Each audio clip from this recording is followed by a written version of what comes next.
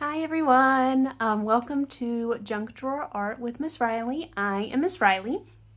It is a Monday, so today for episode 25, we are going to be doing a Must Draw Monday.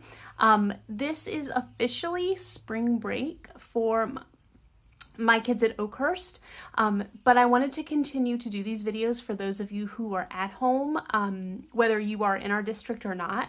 I wanted to make sure you weren't sitting at home and bored with nothing to do, because I know a lot of our spring break trips have been canceled.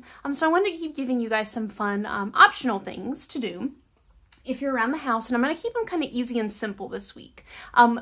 My activity today for Must Draw Monday is based on one of my very favorite artists. I'm going way back to when I was a kid in elementary school myself, and the artist I was always obsessed with was Ed Emberley, and some of you may have heard his name before. He's actually an American author and illustrator, and he does amazing drawing books for children.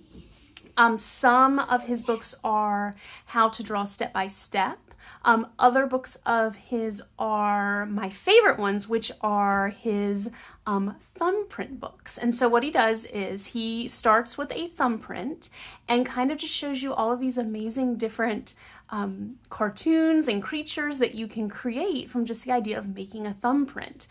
His books are available to buy. They are on Amazon if you're really into them. You can see a picture of one down here on my screen. But also, if you go on YouTube, people have turned a lot of his books into videos. You might be stuck in the house, or you might not have the extra money to spend on a book, so there are resources out there where you can see his ideas.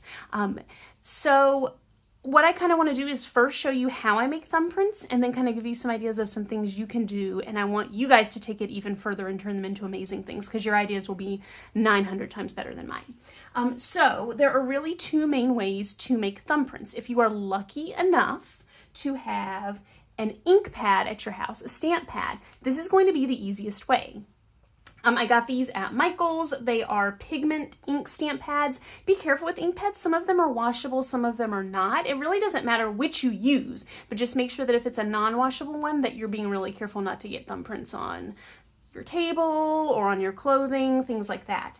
This one, most of them are not, actually all of them will be non-toxic, and this one was pretty washable. It washed right off my fingers, and all I did was just press my thumb. And if you read his books, he also does fingers and other, not just your thumb, but I'm going to show you the thumb. And I just kind of pressed it on there. You can do it flat, and then I just kind of pressed it flat onto the paper. The harder you press both ways, the more ink you'll have. If you just kind of go, I just kind of do a print, it's not going to make a really dark print. You can kind of see the difference there. So it really is in how you press into the ink and press down. And then when I have it on my thumb, I just wipe it on a paper towel or rinse it off. I do want to wipe off if I'm going to change colors, or if you want to get kind of a blended look and don't mind mixing things up a little, you can try to layer different colors to see what it does.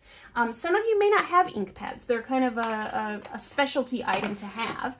And you can actually also do thumbprints with just around the house paint, but you have to be careful with it. So what I usually do is, this is just acrylic paint. You can use tempera. Squeeze a tiny little bit. You don't need a lot.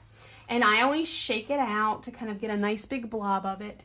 And you don't want to dip your thumb in and immediately go to the paper, because if you do that, it's going to be really thick in texture and it's going to be hard to draw on. So what I do is do a little light stamp first to kind of get some extra off, and then I can come in. So it's been already stamped once to get that extra off, and make a nice thin print with what I have left over. So either way is okay. I've already done some of these with the ink pad, and some of the creations that I already turned them into, I made a little bird guy. I just grabbed a black pen, any kind of black pen. You can use crayons, you can use markers. It is easier to do black just because the color is in the thumbprint, but maybe if you don't have either things to make a stamp and you're drawing circles to start off with, you could add some color in there with like colored pencils or crayons.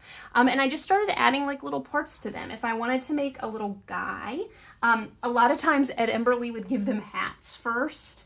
So he would kind of make like a little mark through it to give him a hat. And maybe I'll give this guy a little cowboy hat. Give him some eyes, some legs. I'm gonna give him if he's a cowboy, he needs a mustache. So give him a little mustache there under his nose. So just a few fun little lines, and you can turn your thumbprint into something new. That was kind of Ed Emberley's thing, was anybody can draw with just a few little lines and adding some fun things.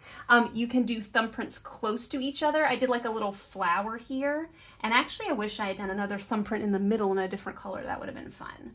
But I can kind of turn this guy into like a smiling flower, give him a stem. I could do green thumbprints down here to give him some leaves. This guy could be a caterpillar. You'll see on some of his things he does like trains and vehicles. That could be one way to connect them. So maybe I'll just give him some little legs down here. A little antenna. And then just transforming those simple little thumbprints into something really cool and really fun. I am not going to do these right now because I like to let them dry a little bit before I get started. So what I actually did was I thumbprinted these earlier and waited about 5 minutes, and then I got to drawing. So I want to encourage you guys today, anything you have around your house that you can kind of dip your thumb in and make a little of a print, to start with something. Use those thumbprints as your jumping off point to draw something really, really fun. I hope that my boys and girls are having a marvelous spring break.